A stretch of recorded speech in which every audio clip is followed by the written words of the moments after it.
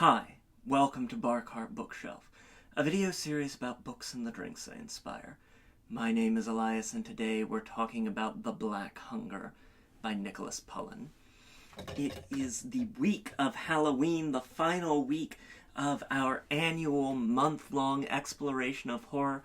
We're talking about horror all year long, but it is so nice to spend 4 or 5 weeks in that space in a pure and dedicated way, and I'm so excited to be here at the grand finale for this year's month with The Black Hunger, which is a debut novel of dark occult horror and is really just very remarkable. It's a work of historical fiction and occult fiction.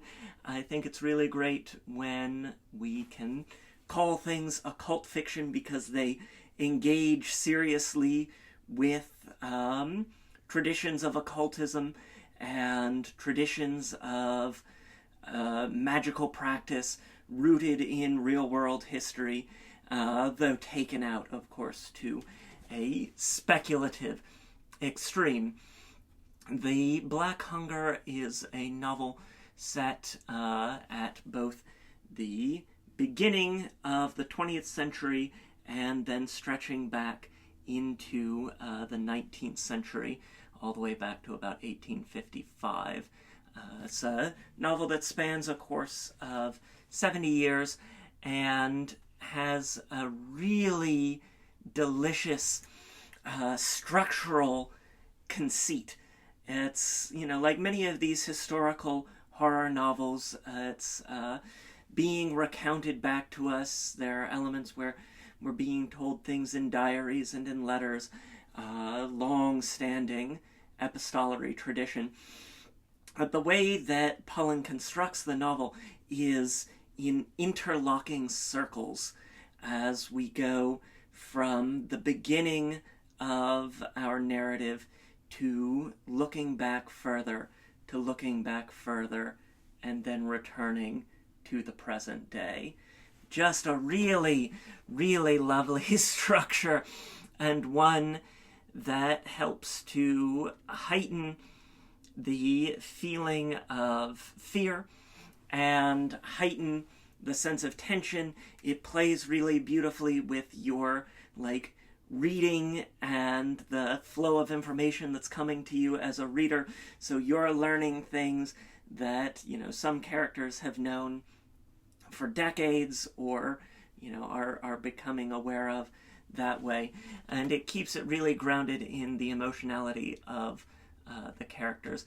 It's a very broad novel in that it, looks, as I said, for a course of 70 years or so, and also geographically broad from the Orkneys up north in Scotland all the way to the steppes and plains of Tibet and Mongolia. It's a novel that is interested in and very thoughtful in its reading of Tibetan Buddhism and the sort of spiritual power there, along with the potential for darkness. It's just it's tremendously refreshing, and a novel that left me eager to see more from Pullen. He's an author who I'm really excited to be reading more books by in the years to come. And so, of course, amid all of that, we had to have our drink. Our drink today is the Lord Dalwood. Its name is taken from our first and overall primary character, who is a young man in England in the turn of the century who comes to be an administrator in the north of India, the sort of colonial power of the British Empire in the Indian subcontinent. He's just right up there, near Nepal, near Bhutan, near Tibet, and he's there with his manservant and his lover, Garrett. And so we see this historical exploration of compromat, of how you can exist in a homophobic and in later portions of the book, an anti-Semitic society, and find love and find power and find safety, and also live in a tremendous amount of fear. There's like the horror of the occult elements of this like world-ending cult, and then there's also the very mundane horror that the mere nature of living your life is something that puts you in danger, that you are unable to exist in society in the same way that your peers and your colleagues are, that you're spending every moment of your life looking over your shoulder or, at risk of imprisonment, of hard labor, and of death. And it's really, it's very thoughtful in those regards, as much as it is in its exploration of religion and spirituality. And so very, very thoughtful there, just all around. It's a book that I'm going to be talking about for a long time, I can tell. We're going to start our drink, our Lord Dalwood, with 1 ounce of brandy, using a French brandy, a cognac here today, since we are very much focused on Eurasia here. The Americas enter in this tradition of sort of global occult fiction, but only in a very limited way. So we're going to stick to Eurasia here. Next, we'll get our sweeteners, our modifiers. We're going to get a little red and a little saffron, like the robes of our, Buddhist monks. And this is going to be with the yellow chartreuse. Get half an ounce of that. Really herbal, sort of bittersweet. And we have this element of bittersweetness that runs through the novel. Lovely. And then half an ounce of sweet vermouth. I'm using the Carpano Antica because that's got a little bit more of that spiced quality. Oh, it smells lovely. It's wonderful for fall, and we're going to get half an ounce of that in as well. Perfect.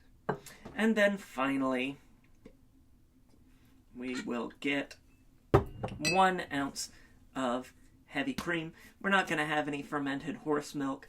We're not going to have any butter tea, but we do want that richness, that weight of traveling through the Himalayas, of being under the wide open sky, of being on the Crimean Peninsula, where these steppes are open and it's winter and it's cold and you need something fortifying.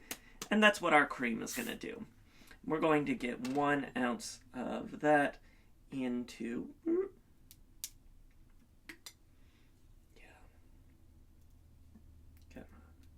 There we go. Get our heavy cream. Perfect. 1 ounce of heavy cream into our shaker. Should shake beforehand, but there we go. And then we will add our ice.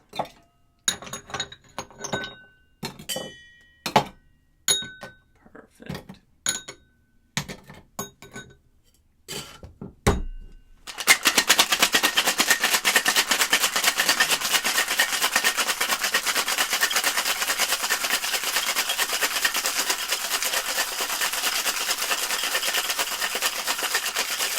There we go.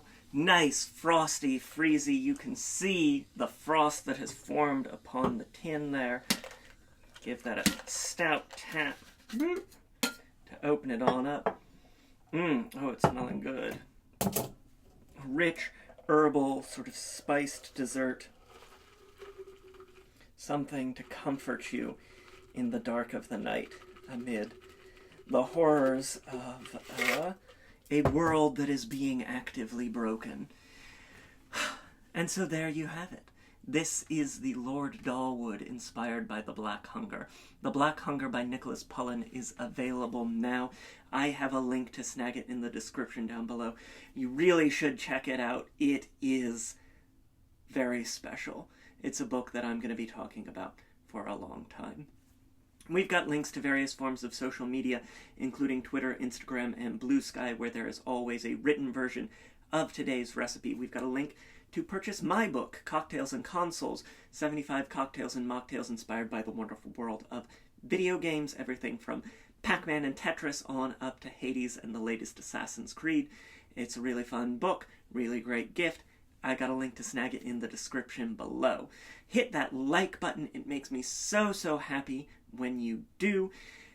Make sure that you're subscribed if you haven't already so that you never miss an episode. We have got seven more episodes coming at you this year as we head into November and December, and some really wonderful books that I'm so excited to be talking about. We will be here every Tuesday until December 17th, and then we'll be on holiday hiatus. And so, try the drink, let me know what you think in the comments down below, and until next time, cheers.